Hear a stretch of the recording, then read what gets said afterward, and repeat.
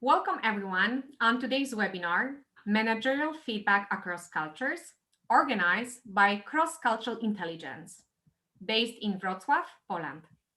We specialize in intercultural management and offer consulting, trainings, and personal form of development. My name is Aleksandra Jaskulska, and I'm a cross-cultural trainer. My name is Kamila Ludwikowska, and I'm a cross-cultural trainer and coach. As I already mentioned, we're going to talk today about managerial feedback across cultures. Webinar is divided into 4 parts.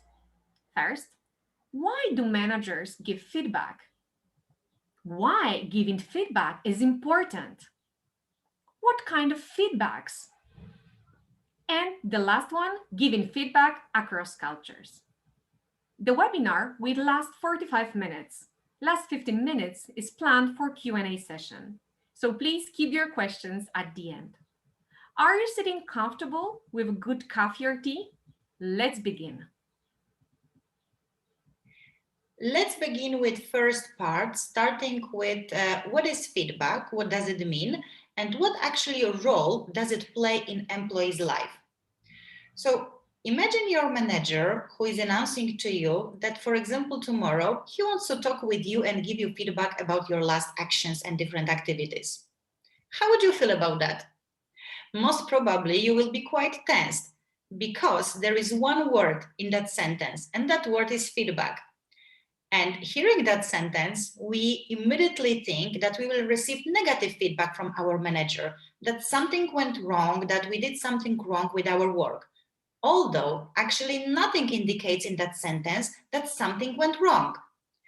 So it is very important to notice that feedback is about giving a constructive message or reaction.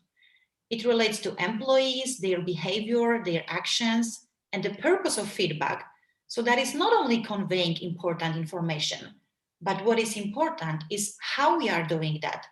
And important is to do that in the right way.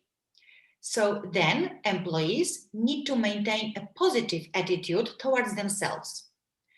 Also, the purpose of feedback is that the message should influence the behavior and allow employees to develop themselves. Therefore, we can say that feedback helps to eliminate certain mistakes, motivate employee to act. Also, when people learn how they are perceived by their managers, supervisors, so for them it's becoming much easier to modify their behaviors and fulfill the expectations of managers. So thanks to that also they have a chance to perform their professional duties more effectively, and also they can achieve success in their workplace. When we are talking about feedback, we can distinguish feedback, for example, for high performance, positive feedback, and also negative feedback. And that negative feedback is becoming a huge challenge, because when we are talking about positive feedback, so that is relatively easy to give. When we are giving positive feedback, we aim to reinforce the behavior, or we want to see that in the future. But negative feedback, that is something more delicate to formulate. And the objective here is to prevent the behavior from happening that again and to improve performance of your employees. Negative feedback also, it happens that usually creates some problems, either for giver, so for those who are giving the feedback, and for those who are receiving the feedback. And managers very often struggles how to deliver that effectively, and that is the challenge. So while many leadership and communication tools are universal, so when it comes to culturally diverse audience, we need to tailor the content. And that has been proven especially when we are talking about feedback. Because when feedback is delivered well, and when it's delivered with positive intention, so then it's becoming a real superpower. And that is bringing a lot of benefits. For example, transforming undesired behaviors and shifting that behaviors, increasing creativity, productivity, also reducing costs, enhancing relationships, improving that relationships also, and employee development and retention. So when we are adding that cultural dimension to giving feedback, so then we need to understand how we can give feedback so that will be effective for our employees. Managers in different parts of the world are conditioned to give feedback in drastically different ways. Every manager learns to give feedback based on his her own cultural codes, beliefs, and what they believe is the most efficient way. And when the global model comes in, they struggle a lot how to use it. The challenge can be sometimes related to language. The translated version of global feedback models does not work. More often, though, it is the how the part becomes the real issue.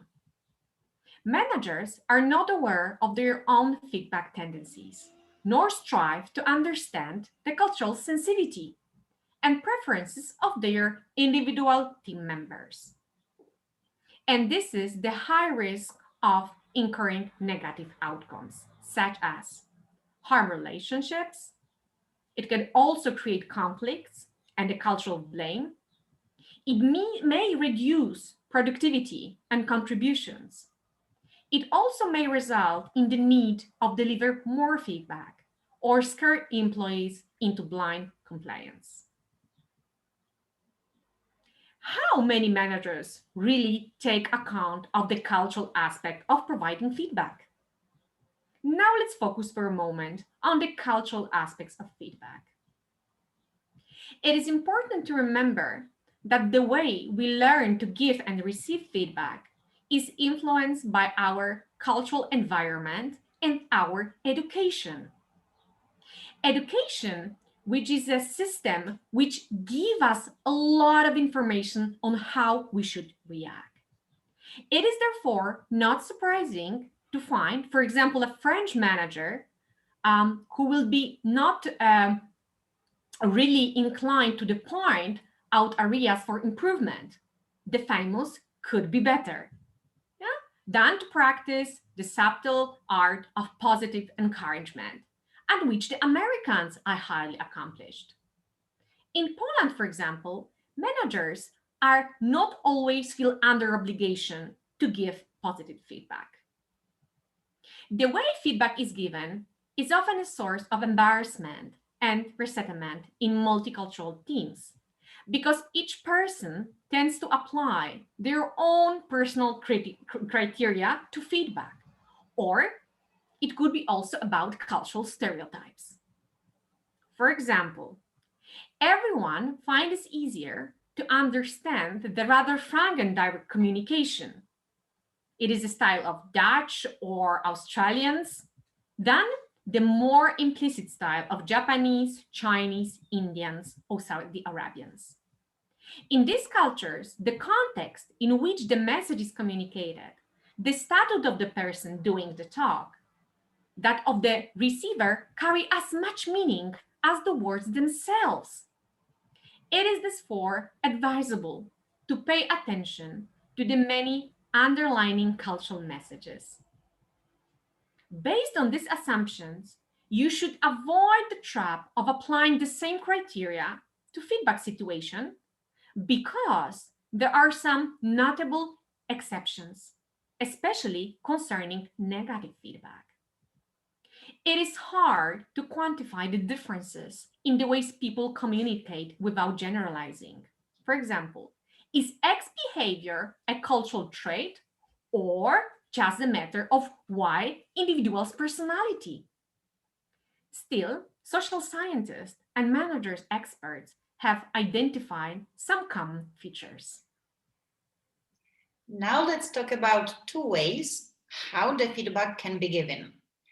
In some cultures, managers deliver negative feedback as directly as it is possible. So, no hassle, straight away, no hidden messages. Honesty is the key word here. The feedback, moreover, is not fixed with any positive message. It stands totally alone. And typical examples of giving feedback in such a way include Dutch, Russian, German, but also most European countries. Also, some Latin cultures which are known from their liking of allusions. So, for example, French, already mentioned, Italians, and Spanish, they use more direct negative feedback, of course, without any positive aspect. So, for example, again, already mentioned French, they are generally very tough to criticize passionately and provide positive feedback sparingly. I used to work also with Russian who were leading work, and while giving feedback for particular tasks, they were as honest as possible and they were giving the message totally straight. So that is totally their way to give feedback. Also, another example, my partners from Germany, they are as direct as possible without pointing negative aspects or delayed terms with pointing that, and appreciate just if something is really, really extraordinary. So some sentences how we can recognize how they are giving feedback is, for example, I was upset, I don't like this idea, there is nowhere close to done, I don't know how to do that. On the other side, there are also cultures that handle negative feedback as implicitly as possible. So, in such situations, feedback is given in private, one to one settings. Also, words are selected very carefully and using an indirect approach. Typical examples of such countries and such cultures are coming from Middle Eastern and Asian cultures. And the sentences and the words that they are using might be I was a bit surprised. That's an interesting idea. I will try my best. I can share with you also my experience of running international projects, and most of my partners are coming from India. And some of them within that project are leading some particular work packages. So it means that they are the owners of these work packages. And it means that they are leading the entire work of the group. And many of them shared with me how it was difficult for them to deliver critical feedback just because some other partners had some delays or they executed tasks not properly. So, because they wanted to maintain good, honorable relations, they wanted also to create a healthy and comfortable work environment. So in those situations, they asked me to convey that different reminders or different messages that are coming very direct. Beyond those two styles, cultures also apply mixed approaches, so direct and indirect. And I will give you a few examples, and then Alexandra will tell you about the styles which are coming out of that. For example, Americans, although they have a reputation for being direct, but when it comes to giving feedback, most managers in the US, they blur the central message for fear of damaging their reputation, relationships, or team morale. So the result is that unfortunately, the feedback might be confusing. Also, I mentioned to you about my German partners. So when those German partners are giving feedback in their own culture, so they are as direct as possible. But when it comes, for example, to give feedback for our partners from India, so they soften the message and they take into account cultural sensitivity of our partners from India. Also the British. The British prefer to use the richness of English language just to practice understatement and sometimes give the impression of minimizing the problem. So, for example, a client who is a bit disappointed is not only slightly disappointed, but probably seriously unhappy about the way he has been treated. So, the way how we ventured into other cultures, we noticed that our straightforward approach didn't always resonate. Some cultures value more indirect communication as a way of protecting people's identity in public settings. And that opens a bigger question for us.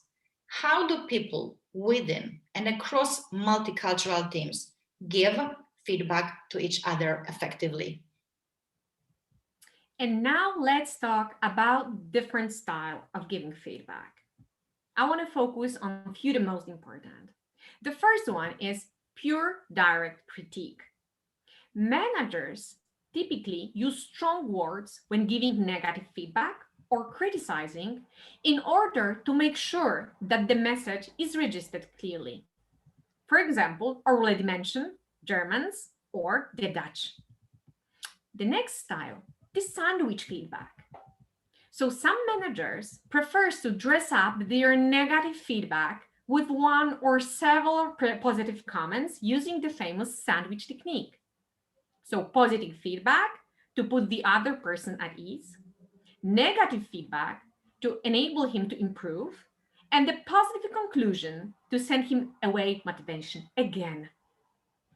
This method it is proven to be particularly helpful to managers when they want to discuss problem with the employee's behavior. It is especially useful for those managers who find it difficult to deliver negative feedback directly.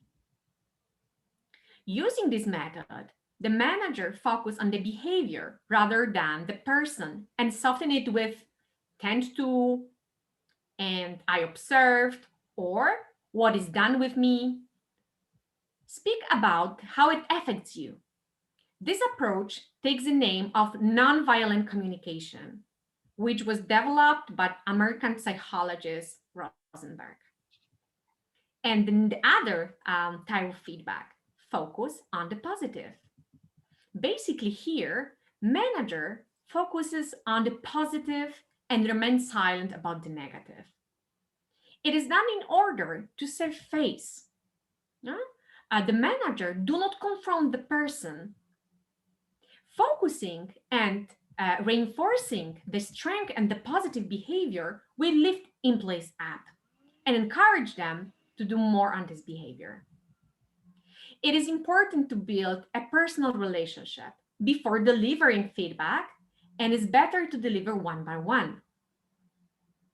This method works well in India, Japan, South Korea, or Saudi Arabia, or when the manager had already a high performing team and nothing major goes wrong. I would like to give one example of giving feedback, positive or negative, by direct and indirect cultures. So let me give you an example of Dutch executive who was sent by the Dutch corporate headquarters of his company to improve efficiency at company's branch in South Korea. But rather than improving productivity, he seemed to be reducing it. It turns out that when the manager was working in the Netherlands in teams of tough critical to the point negative feedback was actually demotivating to Korean employees. For a Dutch point of view, these positive work behaviors are normal rather than extraordinary. Employees are expected to do a particular job, and when they do this job, there is no need to recognize them. On the other hand, in South Korea, the culture was quite different. Employees expected more positive reinforcements than pure critique. These positive comments motivated them to increase productivity and put forth that extra effort. So think about the norms of the culture you are working with and consider how that might impact the way your negative feedback is received. Reaction and preferred styles differ dramatically from one society to other. With a little focus and practice, you can learn to adopt your style to numerous world cultures and get the result you are hoping for. Thinking about the cultural norms, let me give you the example. In 1992, a British Airways plane flew through a cloud of volcanic ash over Indonesia and lost power to its engines. The British pilot, Eric Moody, he calmly informed the passengers. Let me read that statement. Ladies and gentlemen, this is your captain speaking. We have a small problem. All four engines have stopped. We are doing all to get them going again. I trust you are not in too much distress. So imagine how you would feel in that situation. Fortunately, the plane was able to make a safe landing at a nearby airport, and Moody's announcement has since that time been widely hailed as a classic example of British understatement, and it demonstrates one of the ways that the British commonly give negative feedback. So, what is specific in that message? One way to be recognized to recognize how culture handles negative feedback, as exactly in the example which I gave you, is by listening to the types of words that people are using. We already mentioned about direct cultures. So direct cultures use so-called upgraders. Upgraders, these are words which are preceding or following negative feedback that makes it feel stronger, such as absolutely, totally, strongly. So for example, this is absolutely inappropriate, or that is totally unacceptable. On the other hand, more indirect cultures, such as the British, as in the example, use more downgraders, so words that soften the criticism, such as kind of, sort of, a little bit, maybe, slightly. Sometimes downgraders came as deliberate understatements like, we are not quite there yet, or there is nowhere close to complete. Paying attention to upgraders and downgraders that allow you not only to pick up people's communication style, but also it is important because you can simply adapt your feedback to the situation. How to do that? When you are giving feedback in a more indirect culture, so add downgraders, like perhaps, I wonder if. On the other hand, in more direct settings, when you are giving feedback in these cultures, so give the feedback very precisely. What would a camera capture, for example?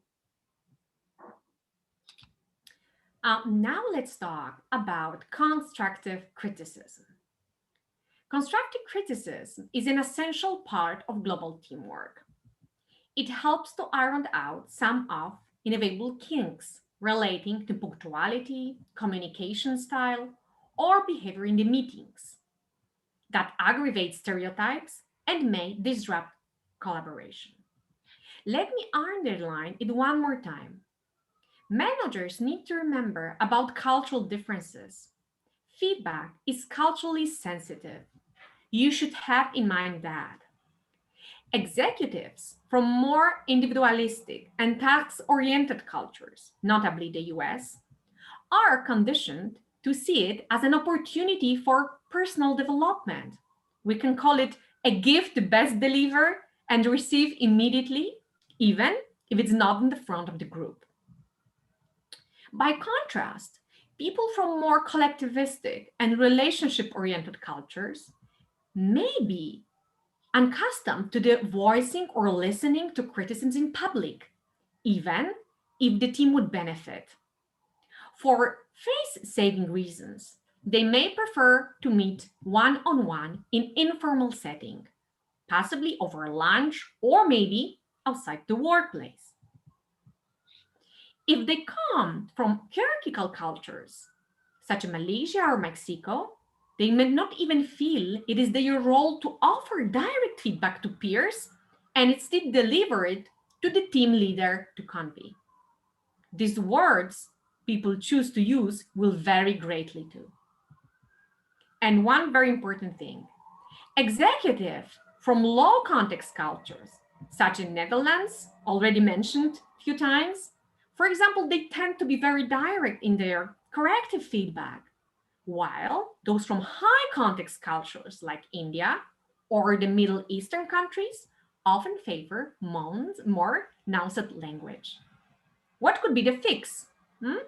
So the leaders should encourage members of cross-cultural teams to find the middle ground. Managers may coach people to soften critical feedback through the positive framing and or by addressing the whole team even when sending a message to just one person. So after giving you all that examples and all the ways and styles of giving feedback across different cultures, What is the best way to manage feedback in multicultural teams? So the basic rules of feedback applies in multicultural environments. So let us sum up. Few tips that you need to take into account when delivering feedback across cultures. Take into account that each person has specific cultural different expectations and also respect people's sensitiveness.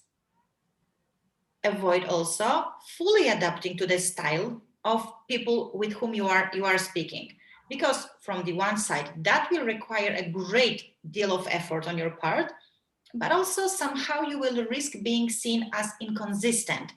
For example, if you have several team members in your team with different cultures. Also, give feedback on individual face-to-face basis and use the first person singular words like because, for example, the use of you is a kind of accusatory when you are using one or we, so it also displays of lack of managerial courage. However, sometimes you need to be critical in public, because holding people accountable sometimes means discussing their performance issues with a group, even if they feel a little bit uncomfortable.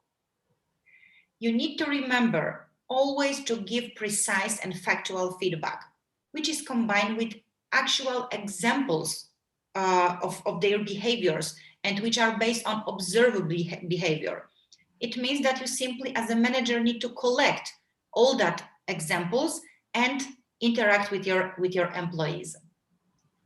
Only give sincere feedback with positive intention, because it helps person to improve, and also it widen the viewpoint, because adding positive information with the aim of encouraging and motivating rather than sugarcoating things by trying to understand the person's viewpoint. Also, involve the person you are speaking in efforts to find a solution and to encourage them also for its implementation. So, another thing is to provide feedback on a constant, regular basis, both for negative and positive feedback. Demonstrate that you are open as a manager. Also, schedule regular check ins with your direct reports so that giving feedback, again, both positive and negative, becomes a part of your normal weekly routine. Finally, be yourself and be honest. As long as you don't try to play someone else, then you are all right and it all helps.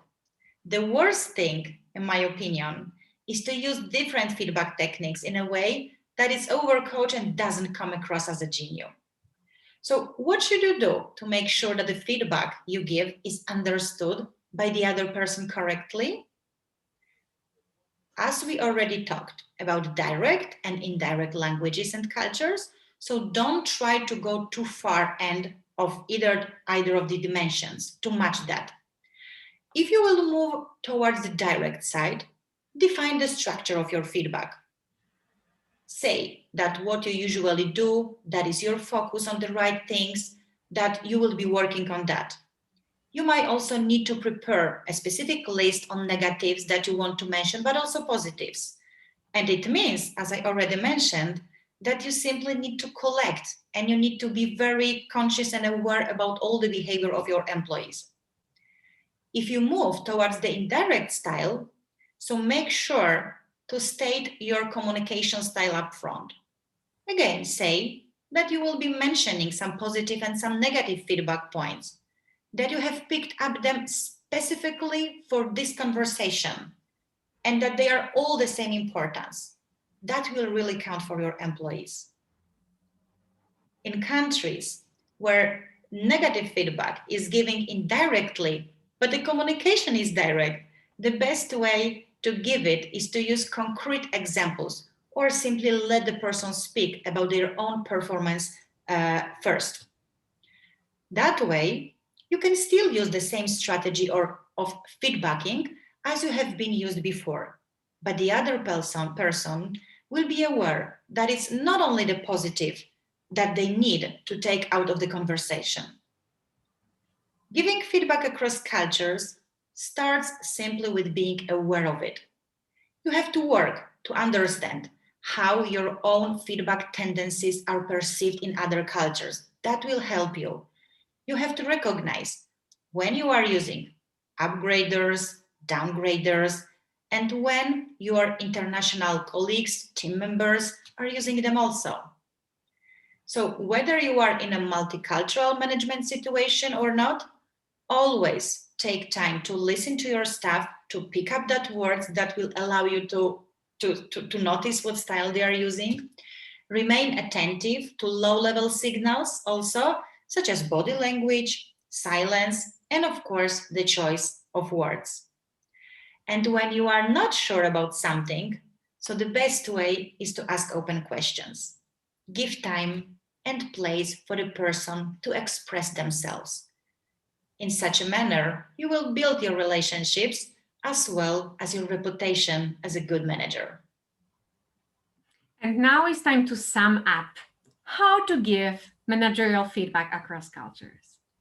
So the challenge for a company with multicultural workforce is that manager display all of those approaches and perspectives we just presented based on their culture when it comes to giving feedback.